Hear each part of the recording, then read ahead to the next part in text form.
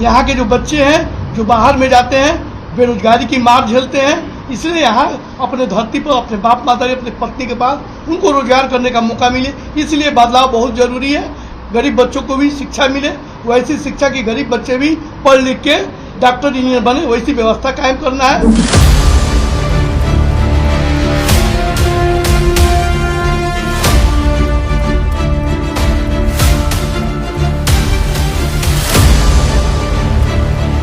छठ के बाद बिहार से पलायन बंद कर दिया जाएगा। किसी भी बच्चे को 10 से 12 हजार रुपए के रोजी रोजगार के लिए बिहार से बाहर नहीं जाना पड़ेगा।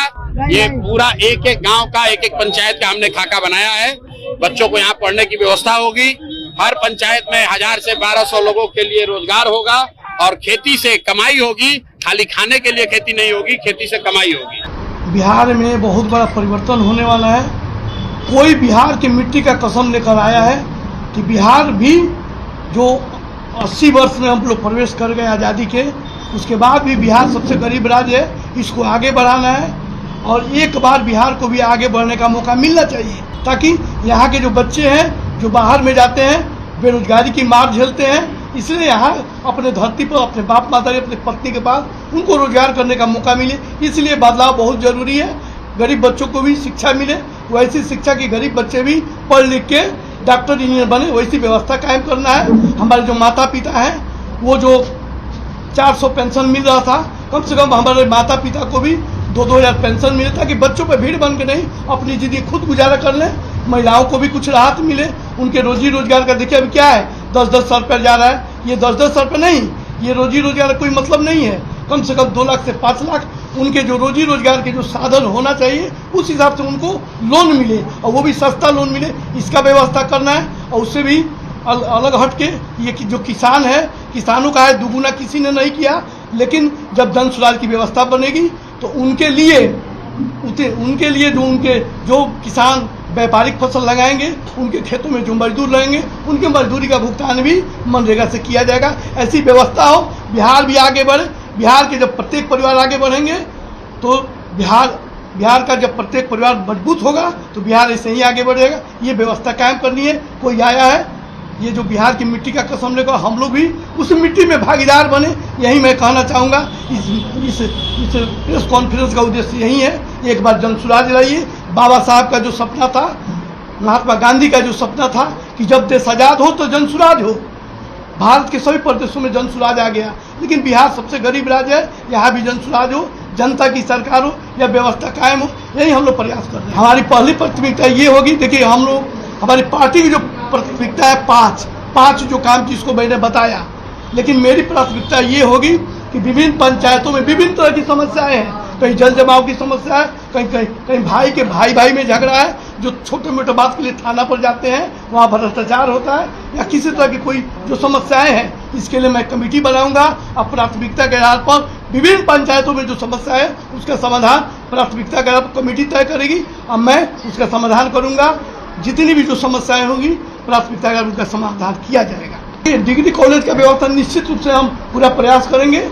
ये तो जो हमारी सरकार बनेगी ये उसके अंतर्गत आता है, लेकिन मैं जब जनप्रतिनिधि होऊंगा तो जनता की जो भी सही जायज मांग होगी, जिसमें डिग्री कॉलेज की मांग है बहुत दिनों से उठ रही, उसको निश्चित रूप से मैं प्रयास करूँगा पूरा हो, और पूरा होगा ही।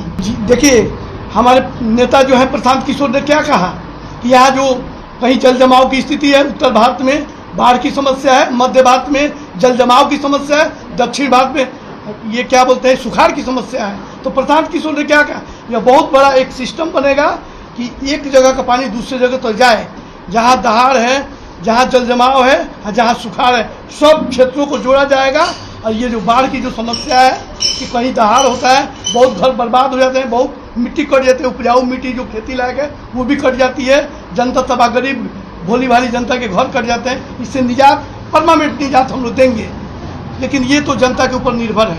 देखिए यहाँ 2 समस्या है। पहली बाढ़ की जो समस्या है, हमारे रेता क्षेत्र, हम भी रेता क्षेत्र के बेटा हैं, हम समझते हैं इस चीज़ को। हजारों घर तबाह हो जाते हैं बाढ़ में, लोग तितिर बितिर होते हैं, लोग अपने परिवार के वहाँ जीने का कोई व्यवस्था नहीं है। कम से कम बाढ़ पर अगर परमानेंट निदान हो तो वहाँ के लोग अस्थिर होंगे। और दूसरी सबसे बड़ी समस्या भादों में जो है 10 किलोमीटर सड़क है, 2 किलोमीटर जल जमाव है, लोग को कीचड़ लांग के जाना पड़ता है, यातायात की सुविधाएं जो है वहाँ बहाल नहीं हो पाती, उसको समाधान करना प्राथमिकता होगी। देखिए वो तो विरोधी तो कभी विरोध करेंगे ही, लेकिन प्रशांत किशोर एक ऐसे नेता है। देखिए मैं गरीब परिवार का बेटा हूँ, स्वतंत्रता सेनानी परिवार का बेटा हूँ, मुझको टिकट अगर भेदभाव हुआ होता तो मेरे जैसे व्यक्ति को जन सुराज से टिकट नहीं मिलता। जन सुराज में कोई भेदभाव नहीं है, जो काबिल लोग हैं, जो धरातल पर हैं, गरीबों को जो दिलो दिमाग में रहते हैं उनको टिकट मिला है। कोई जन सुराज में भेदभाव नहीं होता है। देखिए बीजेपी में 3 करोड़ 5 करोड़ में टिकट, ऐसा हमको देखे नहीं है, ऐसा लोग कहते हैं। बाकी राजद की स्थिति देखिए, वहाँ जो कार्यकर्ता है, जो दिन रात मेहनत में, उनको टिकट नहीं मिलता। किसको टिकट मिलता है? जो पैसे वाले लोग हैं। तो लेकिन जन सुराज एक ऐसी पार्टी है जहाँ सबको मान सम्मान मिलता है। ऐसा प्लेटफॉर्म अभी तक हमने जिंदगी में नहीं देखा। मैं चुनाव लड़ने की स्थिति में नहीं था, लेकिन प्रशांत किशोर ने देखा कि आप जनता के दिल में हैं और जनता के दिमाग में है, आपको टिकट मिलेगा, आप जीतिएगा। तो प्रशांत किशोर को ऐसा लगा कहीं मैं नहीं गया, मुझसे बुलाकर मुझको टिकट दिया गया